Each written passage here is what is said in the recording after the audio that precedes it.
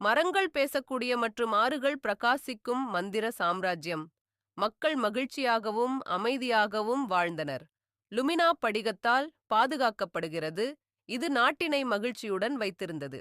Lily மற்றும் fin எல்டோரியாவின் விளிம்பில் ஒரு சிறிய கிராமத்தில் வசிக்கும் உடன்பிறப்புகள். லில்லி தங்க முடி மற்றும் தைரியமான இதயம் கொண்ட மூத்த சகோதரி. ஃபின் இளைய சகோதரர், புத்திசாலியானவன். ஒரு நாள் வானம் இருண்டது.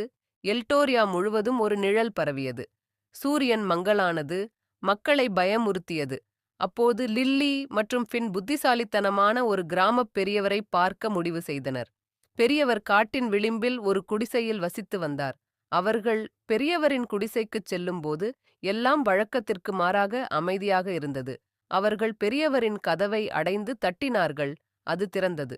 குடிசையின் உள்ளே மின்னும் மெழுகுவர்த்திகளால் குடிசை மங்கலாக எரிந்தது. பெரியவர் நீண்ட